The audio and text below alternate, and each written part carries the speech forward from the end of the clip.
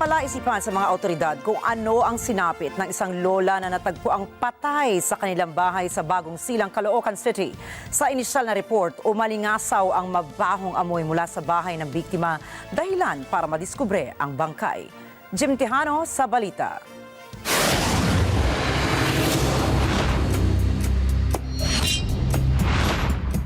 Isang matandang babae ang natagpo ang nakahantu sa isa sahig at wala ng buhay sa mismong bahay nito sa Barangay 176 Bagong Silang, Caloocan.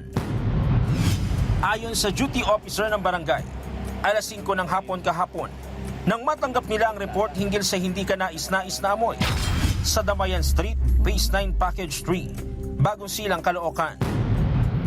Pinunta namin yung area kasama ng mga kapulisan.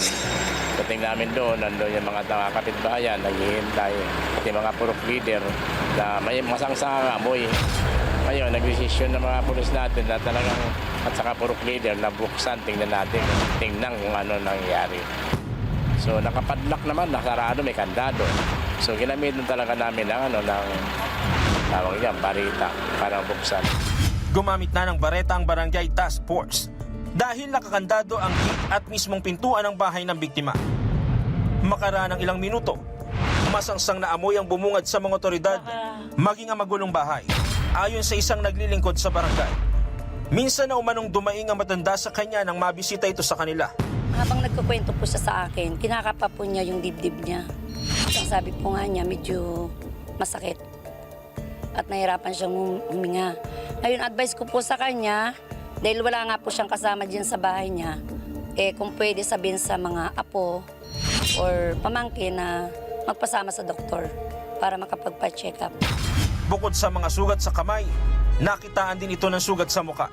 Tumanggi namang magbigay ng pahayag ang mga kaanak ng matanda. Patuloy pa ang investigasyon ng mga otoridad ukol sa sanhi ng pagkamatay ng babae.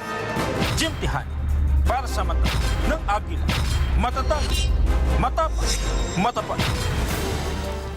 Maraming salamat sa inyong pagsubaybay sa Mata ng Agila Primetime. Para malaman ang matatag, matapang at matapat na mga balita, ay i-follow lamang at mag-subscribe sa @Net25 TV.